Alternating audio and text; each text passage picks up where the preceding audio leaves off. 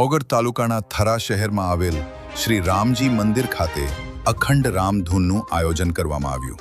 ઓગળ તાલુકાના થરા શહેરના ગોગા ચોક વિસ્તારમાં આવેલ ઐતિહાસિક રામજી મંદિર આજે ભક્તિ અને આધ્યાત્મિકતાનું જીવંત કેન્દ્ર બની ગયું છે. દરરોજ રાત્રે રામધૂન યોજાતી હતી.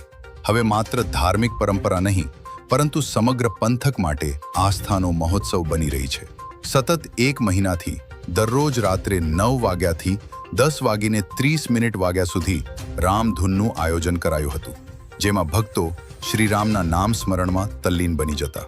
મંદિર પરિસરમાં ગુંજતા જય શ્રીરામના પવિત્ર નાદથી સમગ્ર વિસ્તાર ભક્તિમય બની ગુંજી ઉઠ્યું હતું. તાળ, મૃદંગ અને ભજનના સ્વરોથી વાતાવરણમાં અનોખી આધ્યાત્મિક ઉર્જા પ્રસરી જાય છે.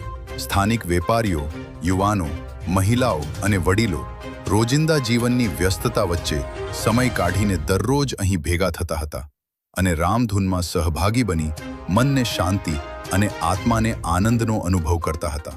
અને રોજ દાતાશ્રી તરફથી સ્વાદિષ્ટ પ્રસાદીનું આયોજન કરવામાં આવતું હતું. ઘણા શ્રદ્ધાળુઓના જણાવ્યા મુજબ રામધૂનથી જીવનમાં નવી સકારાત્મકતા અને આત્મિક શક્તિનો સંચાર થાય છે. થરા સહિત આસપાસના ગામોમાં પણ મંદિર પરિસરમાં રામધૂનની વિશેષ ખ્યાતિ ફેલાઈ રહી હતી. અનેક શ્રદ્ધાળુઓ દરરોજ મંદિરે આવી રામ નામના જાપનો લાભ લેતા હતા. ગોગા ચોક વિસ્તાર 1 મહિના સુધી રોજ સાંજ પડતા જ ભક્તિ, શ્રદ્ધા અને શ્રીરામના નામના પવિત્ર સ્પંદનોથી ઝળહળી ઉઠતું હતું.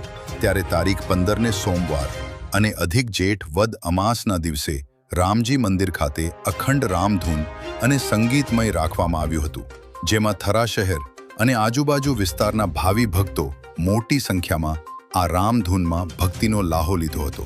જેમાં સવારે 6 વાગ્યેથી આ રામધૂનની શરૂઆત કરવામાં આવી હતી અને આ રામધૂન સાંજે 6 વાગે પૂર્ણ કરવામાં આવી હતી. અને ત્યારબાદ જે લોકોએ સ્વયંસેવક બની 1 મહિના સુધી લોકોને પાણીની સેવા આપી હતી અને જેને પણ આ 1 મહિનામાં સેવા પૂરી પાડી હતી તેમનું સન્માન કરવામાં આવ્યું હતું.